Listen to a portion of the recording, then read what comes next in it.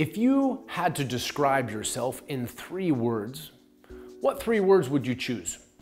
Would you choose, for example, creative, dedicated, and outgoing? Or maybe curious, innovative, and thorough?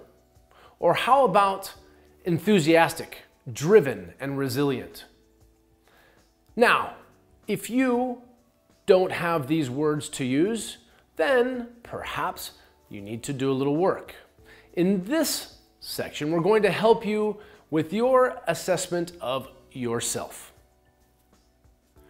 What we're going to look at in this self-assessment and inventory section is the most important part of your preparation in your job search.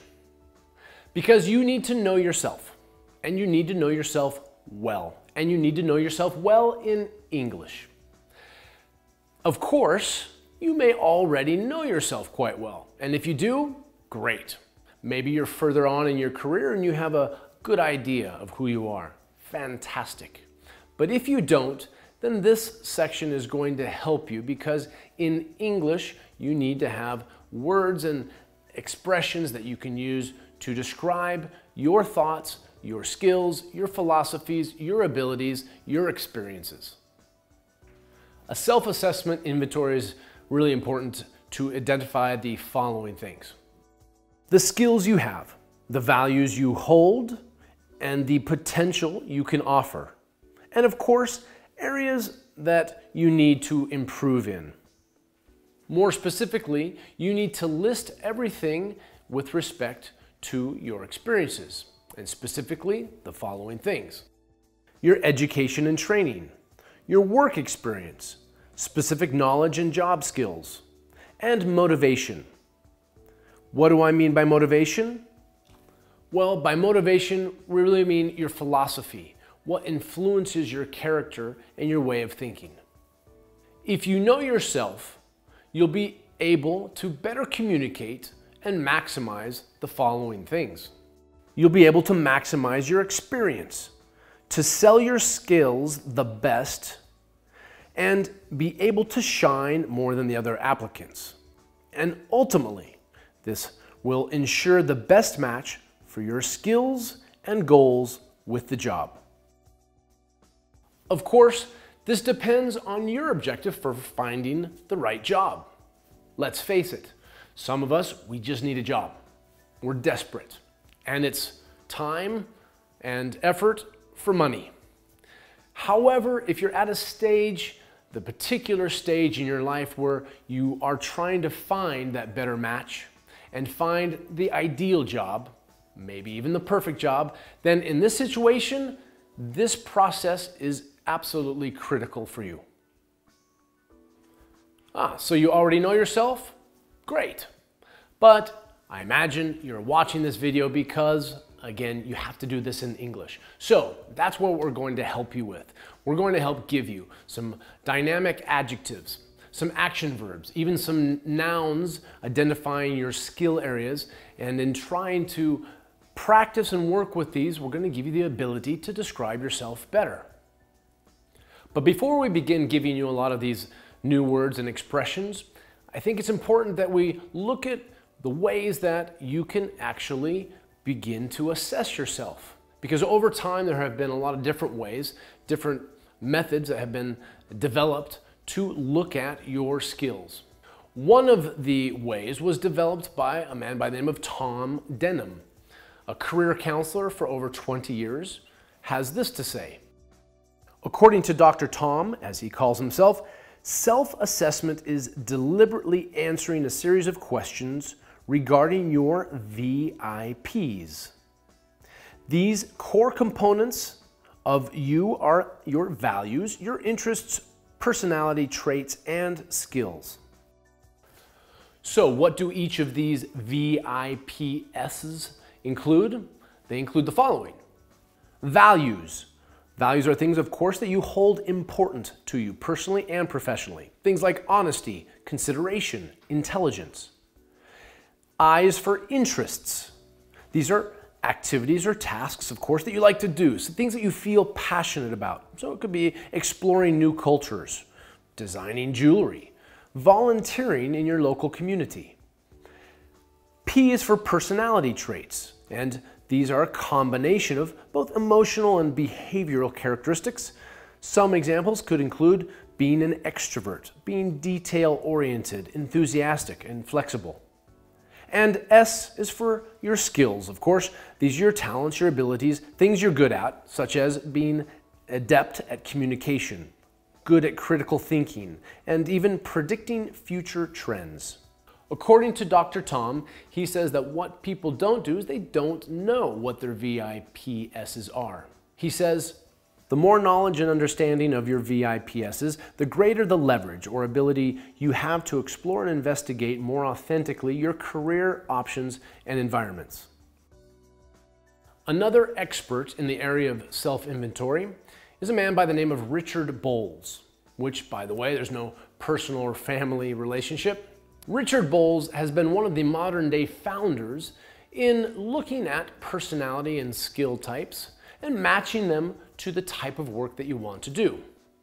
In fact, in his special way of looking at whether you change into a different area of work or to find that ideal job, he has you ask the following question: what color is my parachute? Richard Bowles has written a book entitled, What Color is Your Parachute? Now, why parachute, you may ask? Well, according to Bowles, it indicates the most basic question there is about finding work. Because if you're looking for a job, essentially you're surviving. And in order to survive, he says, no one is going to come and rescue you. You've got to learn how to rescue yourself. And in Bowles' research, he identifies 7 or 8 different areas in which you need to evaluate yourself. They include the following. Number 1, what values do you want your life to serve? Number 2, what subjects do you already have and want to use in your life and work? Next, what transferable skills do you most enjoy using? Number 4, what kind of people do you most enjoy working with or serving? Number 5, what are your favorite working conditions? Next, what level would you like to work at? And what salary would you be satisfied with? And the last one, where would you like to live if you had a choice? Of course, there are actually many different types of self-assessments, tests that you can do. And in our text material, we've included a list of some of these, but they include many different areas. You can test yourself on your interests, your values, your personality types, your skills. And some of these are tests that you can do for free, and some of them you have to pay a fee for. We're going to look at 2 very popular interpretive assistant tools. 2 tests that you do have to pay money for, and you actually have to have an administrator do the test for you. The very first one is one that perhaps you have heard of, called the Myers-Briggs test, or the Myers-Briggs type indicator. The Myers-Briggs type indicator, or the MBTI, is a test that looks at all of your different types of personalities and actually identifies 16 different personality types. It asks various questions, of course, to determine what type of personality you have. Questions such as the following. You are almost never late for your appointments. Yes or no? You like to be engaged in an active and fast-paced job. Yes or no? You enjoy having a wide circle of acquaintances. Yes or no? And in the end, these personality types are based on the following associations and the following letters. E or I indicates extroversion or introversion. S or N indicates sensing versus intuition. T and F refer to thinking or feeling, and J or P refer to your judgment or perception. And in the end, you can have a code that tells you your overall personality combination, such as an INFP, or an ENTJ, or an ISTP. A little bit of an alphabet mix, but what it indicates is different degrees or mixes of personality types, and it's one way that you can evaluate yourself and know how you compare to other types of people and other areas of work. Another very popular and commonly used test is called the OPQ test, which is the Occupational Personality Questionnaire. This is a very popular test because it has about 100 questions that will identify about 32 different personality types.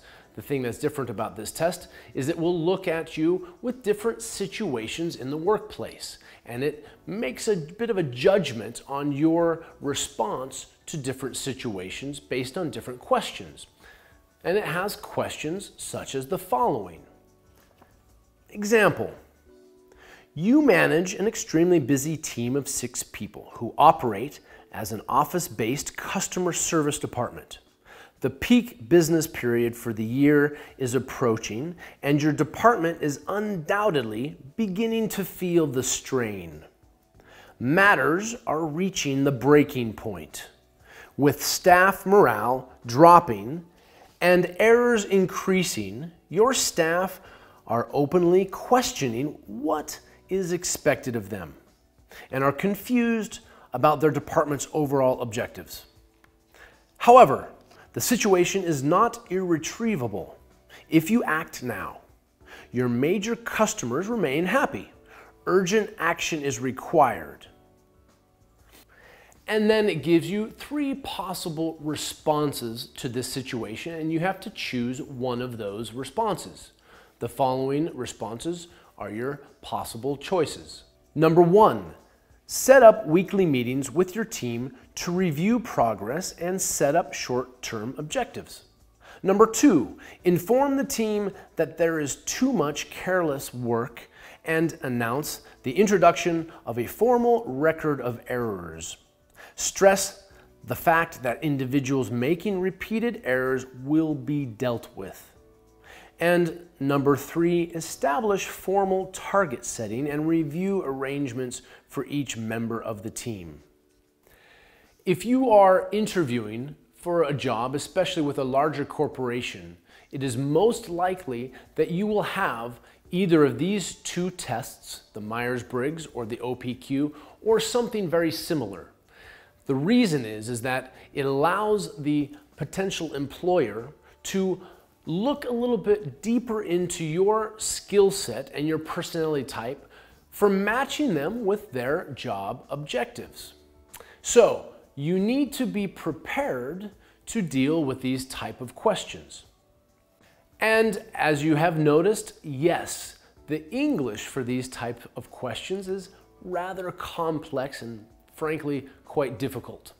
So we've included a few test sites where you can have some similar questions, perhaps for free in some of the sites, in our text material. The best way to prepare yourself, of course, is to practice with as many questions or similar questions as possible. Good luck. So why all the tests? Why all the questions? Why all the inventories? Well, it's clear. If you have a clear idea of who you are and where you want to go, when you see the destination, you'll be able to sell yourself better. As Auguste Comte said, know yourself to improve yourself.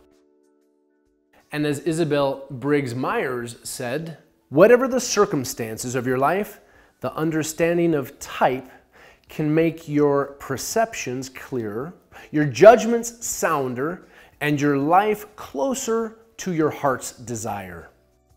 Listening to this, in fact, you are identifying yourself as a very specialized product. In fact, you need to begin to think of yourself as a product and the specific image and brand that you offer. And that's what we'll talk about next.